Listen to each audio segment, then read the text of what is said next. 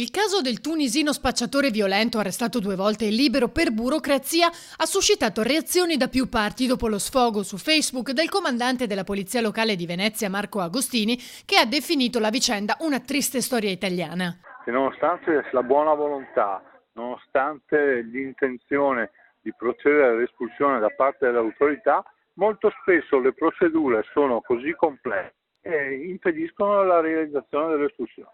Lo spacciatore era stato arrestato dalla polizia dopo aver ferito 2 agenti e minacciato di morte altri, riferendosi all'omicidio di Trieste. Processato, condannato e rilasciato col divieto di dimora, qualche giorno dopo è stato nuovamente arrestato dalla polizia locale, riprocessato ed espulso. Ma il medico legale che avrebbe dovuto accompagnarlo al CIE di Torino non si trovava e si è bloccato tutto. Lascia l'amaro in bocca perché tanto lavoro, tanta organizzazione, tanto tutto e poi si traduce un nulla di fatto perché i tempi per eseguire i provvedimenti sono talmente stretti che la normativa non consente di fatto l'espulsione. D'altronde vengono assunti oltre 6 o 7 mila provvedimenti di espulsione l'anno a livello nazionale, eseguiti meno di 200. Ci sarà un problema.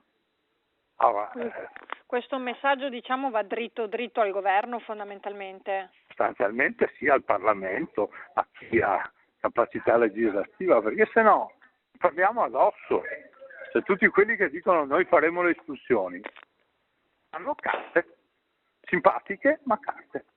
Intanto il questore Mascio Pinto ha incaricato il vicario Vomiero di ricostruire le fasi della vicenda, mentre il deputato PD Pellicani ha presentato un'interrogazione parlamentare perché si faccia luce.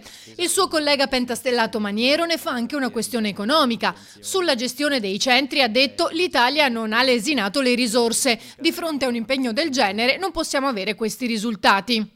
Una soluzione la propone anche il leghista Bazzaro. Un giro di vite importante sui permessi, dice, velocizzare i rimpatri e fermare gli arrivi.